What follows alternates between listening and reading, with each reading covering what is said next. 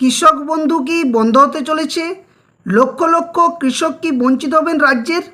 নতুন নিয়মে বড় পরিবর্তন কি আসতে চলেছে রাজ্য সরকারের তরফ থেকে? তো hello friends, welcome to my YouTube channel the web education. So friends, এই মুহূর্তে আপনাদের সামনে আবারও একটা গুরুত্বপূর্ণ আপডেট নিয়ে এসেছি। সেটা হচ্ছে রাজ্যের কৃষক বন্ধু যে প্রকল্প দীর্ঘদিন ধরে চলছিল এবং যেখানে রাজ্যের লক্ষ লক্ষ কৃষক যেখানে সুবিধাভোগী হিসেবে সুবিধা পাচ্ছিল এবং তাদের যে একটা শেষ সম্বলটুকু ছিল যে এই কৃষক বন্ধু প্রকল্পের টাকা, সেটাও কি বঞ্চিত হতে চলেছে সেখান থেকে। তো কি জানিয়েছেন রাজ্যের কৃষিমন্ত্রী দুধকুমার মণ্ডল এবং রাজ্য সরকারের নতুন নিয়মেই বা কী পরিবর্তন আসতে চলেছে, কিভাবে কৃষকরা তাদের যে বঞ্চিত থেকে তাদের যে কৃষক বন্ধুর বিকল্প হিসেবে কোন টাকা পাবেন, কোন প্রকল্প রয়েছে, ডিটেলস আপনার সামনে তুলে ধরার চেষ্টা করবো এই ভিডিওর মধ্যে দিয়ে। তো সকলে ভিডিওটা শেষ পর্যন্ত দেখুন এবং যারা চ্যানেল নতুন ভিউয়ার্স রয়েছেন অবশ্যই বলবো চ্যানেলটি সাবস্ক্রাইব করে পাশে থাকা বেল নোটিফিকেশন অন করবেন। তো চলুন ডিটেলস আলোচনা করে যাক। দুটো প্রতিবেদনের মধ্য দিয়ে আপনাদের সামনে এই তথ্যটা শেয়ার করার চেষ্টা করছি। তো দেখুন, প্রথমত যে প্রতিবেদনে বলা হয়েছে যে আতস কাচের তলায় কৃষক বন্ধু বাংলা শস্য বিমার তালিকাও করতে হবে পুনরায় আবেদন। পাশাপাশি কৃষক স্বার্থে এই দুটি প্রকল্পকে চালু কেন্দ্রীয় প্রকল্পে অন্তর্ভুক্ত করা হবে বলে জানিয়েছেন মন্ত্রী। তো কি বলা হচ্ছে এখানে তারপরে বলা হচ্ছে কি না, এখানে জানানো হয়েছে কৃষিমন্ত্রী দুধকুমার মণ্ডল তিনি বলেছেন কি না, এবার আতস কাচের তলায় কৃষকদের স্বার্থে চালু কৃষক বন্ধু এবং বাংলা শস্য বিমার তালিকাও হবে তদন্ত, নতুন করে আবেদনও করতে হবে। বৃহস্পতিবার নবান্নে একথা জানান কৃষিমন্ত্রী দুধকুমার মণ্ডল। তার বক্তব্য যে লক্ষ্মীর ভাণ্ডার প্রকল্পের উপভোক্তাদের অন্নপূর্ণা যোজনার জন্য যেমন পৃথক ফর্ম ফিল আপ করতে হচ্ছে, তেমনি কৃষকদেরও আলাদাভাবে আবেদন করতে হবে কেন্দ্রীয় প্রকল্পের জন্য। কারণ কৃষক বন্ধুর যে প্রকল্প, সেই প্রকল্পে কী বলা হচ্ছে না, যে তালিকা রয়েছে সেই তালিকার মধ্যে লক্ষ্মীর ভাণ্ডারের মতোই প্রচুর ভুয়ো নাম রয়েছে বলে তার অভিযোগ। ফলে তার ঝাড়াই বাছাইয়ের প্রয়োজন রয়েছে। পাশাপাশি কৃষক স্বার্থে এই দুটি প্রকল্পকে চালু কেন্দ্রীয় প্রকল্পে অন্তর্ভুক্ত করা হবে বলে জানিয়েছেন মন্ত্রী। একই সঙ্গে তিনি জানান যে কৃষক বন্ধু প্রকল্পকে পুরোপুরি কেন্দ্রের প্রধানমন্ত্রী কৃষক সম্মান নিধি যোজনা এবং বাংলা শস্য বিমা যোজনা বন্ধ করে সেটিকেও কেন্দ্রের প্রধানমন্ত্রী ফসল বিমা যোজনায় রূপান্তরিত করতে বলা হচ্ছে। অর্থাৎ কি না, কৃষক বন্ধু যে সমস্ত কৃষক বন্ধুর টাকা পেতেন এবং যাদের কৃষক বন্ধুর টাকা এতদিন পাওয়া হচ্ছিল, তারা কিন্তু এরপর যে প্রধানমন্ত্রী কৃষক সম্মান নিধি যোজনা সেখানে রূপান্তরিত করা হবে। অর্থাৎ এখান থেকে একটা বিষয় পরিষ্কার যে যাদের কৃষক সম্মান নিধি যোজনা আছে তাদের ক্ষেত্রে কোনো সমস্যা হবে না, তারা অটোমেটিক কৃষক বন্ধু প্রকল্পে আয়ত্তে পড়বেন।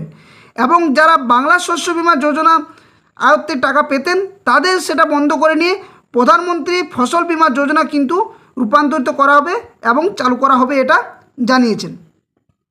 নেক্সট তারপরে কী বলা হচ্ছে না, কাদের আবেদন করতে হবে তাহলে এক্ষেত্রে না, সেই বিষয়টি স্পষ্ট করে জানিয়ে দিয়েছেন যে রাজ্যের কৃষিমন্ত্রী, যেখানে তিনি জানিয়েছেন কি না, বলা হচ্ছে তিনি জানিয়েছেন যে যারা ইতিমধ্যে প্রধানমন্ত্রী কৃষক সম্মান নিধির টাকা পাচ্ছেন তাদের নতুন করে আবেদন করতে হবে না, কিন্তু যারা কৃষক বন্ধুর তালিকায় ছিলেন তাদের এই কেন্দ্রীয় প্রকল্পে তুলতে গেলে পুনরায় আবেদন করতে হবে। অর্থাৎ যারা কৃষক বন্ধুর টাকা পেতেন এবং কৃষক সম্মান নিধি যোজনা, প্রধানমন্ত্রী সম্মান নিধি যে কৃষক যোজনা রয়েছে সেখানে আপনাদের কিন্তু নতুন করে নাম তুলতে হবে যদি না থাকে, এবং যদি থেকে থাকে তাহলে ঠিক আছে।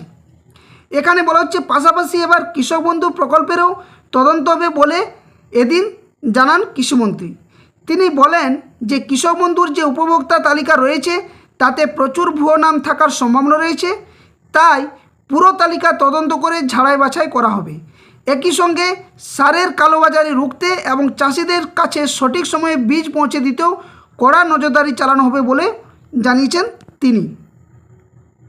এবার আপনাদের সামনে আরেকটা প্রতিবেদন নিয়ে আসি যেটাতে আরও কিছু তথ্য উঠে আসছে। সেটা কি না, এখানে বলা হচ্ছে যে ভুয়ো উপভোক্তা খুঁজে বের করা হবে এবং দায়িত্ব নিয়ে কৃষক বন্ধু বাংলা শস্য বিমা বন্ধের ঘোষণা মন্ত্রীর। কৃষিমন্ত্রী দুধকুমার মণ্ডল কৃষক বন্ধু প্রকল্প বন্ধের ঘোষণা করেছেন এবং নতুন প্রকল্পের আওতায় কৃষকদের সহায়তা বাড়ানোর পরিকল্পনা করেছেন। তো এখানে কি বলা হচ্ছে না, এই প্রতিবেদনে যে বিষয়গুলো বলা হচ্ছে সেটা কি না, প্রথমত বলা হচ্ছে যে দপ্তরের দায়িত্ব নিয়েই প্রথম দিনেই কৃষকদের উদ্দেশ্যে বড় ঘোষণা করলেন ডবল ইঞ্জিন সরকারের কৃষিমন্ত্রী দুধ কুমার মণ্ডল। বৃহস্পতিবার নবান্নে দপ্তরের আধিকারিকদের সঙ্গে বৈঠকের পর তিনি জানান যে পূর্বতন সরকারের কৃষক বন্ধু প্রকল্প আর থাকছে না, অর্থাৎ পুরোপুরি বন্ধের মুখে। তার জায়গায় এবার থেকে বাংলায় কৃষকদের ভরসা জোগাতে পশ্চিমবঙ্গে চালু হতে চলেছে প্রধানমন্ত্রী কিষাণ সম্মান নিধি যে প্রকল্প সেটা। একইভাবে বাংলার যে ফসল বীমা যোজনার জায়গায় চালু হবে প্রধানমন্ত্রী ফসল বীমা যোজনা।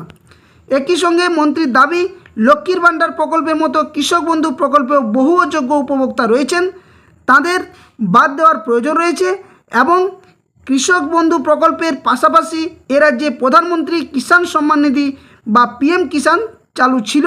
সেক্ষেত্রে পিএম কিষাণের সুবিধা পেতে কৃষক বন্ধু প্রাপকদের নতুন করেও আবেদন করার কোনো প্রয়োজন পড়বে না বলে তিনি জানিয়েছেন। এবার কি বলা হচ্ছে না, এখানে আবার বলা হচ্ছে যে কৃষক বন্ধু প্রকল্পের মাধ্যমে 1 কোটির বেশি কৃষক এবং ভাগ চাষিকে বছরে 2টি কিস্তিতে 4 থেকে 10,000 টাকা পর্যন্ত আর্থিক সহায়তা প্রদান করত রাজ্য। তুলনায় পিএম কিষাণ প্রকল্পের চাষিরা বছরে 2টি কিস্তিতে 6,000 টাকা করে পেয়ে থাকেন। এছাড়াও পিএম কিষাণ প্রকল্পের ক্ষেত্রে একাধিক শর্ত রয়েছে, যা পূরণ হলে তবেই একজন কৃষক এই প্রকল্পের সুবিধা পাওয়ার যোগ্য বলে গণ্য হবে। অর্থাৎ এখান থেকেও কিন্তু একটা স্পষ্ট যে এই যে পিএম কিষাণের যে প্রকল্প সেখানে সুবিধা পাওয়ার জন্য অনেক কিছু বিষয় রয়েছে এর মধ্যে।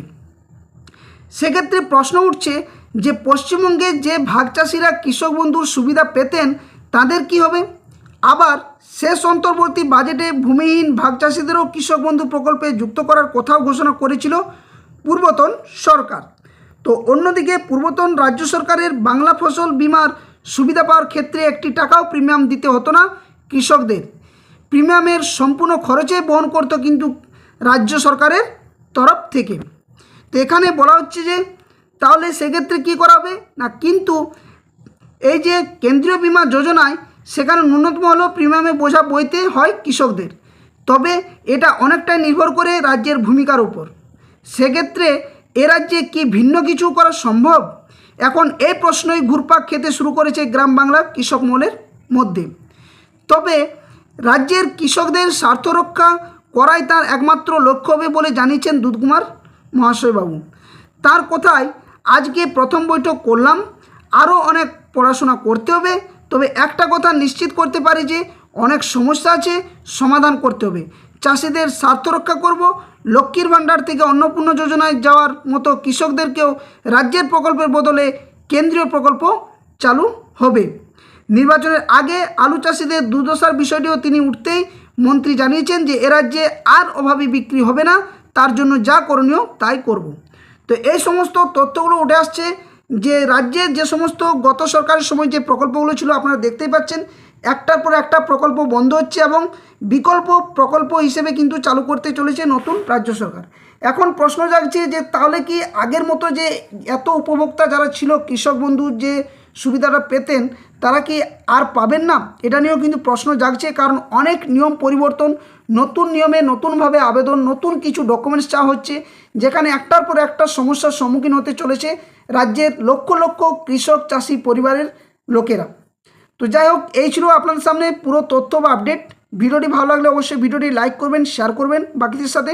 আর চ্যানেলে নতুন ভিউয়ার্স হয়ে থাকলে অবশ্যই চ্যানেলটি সাবস্ক্রাইব করে পাশে থাকা বেল নোটিফিকেশন করবেন। এই ধরনের সমস্ত গুরুত্বপূর্ণ নিউজ, কেস আপডেট, নোটিফিকেশন সংক্রান্ত তথ্য আপনার সামনে যথাসময়ে উপস্থাপন করার চেষ্টা করা হবে। তো ভিডিও ডেসক্রিপশন বক্সে দেওয়া অফিসিয়াল টেলিগ্রাম চ্যানেল লিঙ্ক এবং অফিসিয়াল ফেসবুক পেজে লিঙ্ক দেওয়া রয়েছে, সেখানে সকলেই যুক্ত হয়ে যাবেন। ওখান থেকে যে কোনো আপডেট তথ্য আপনারা যথাসময়ে পেয়ে যাবেন। ধন্যবাদ, জয় হিন্দ। আবার কোনো একটা নতুন ভিডিও নিয়ে আপনাদের সামনে হাজির হব। ততক্ষণের জন্য সকলে সুস্থ থাকুন, ভালো থাকুন।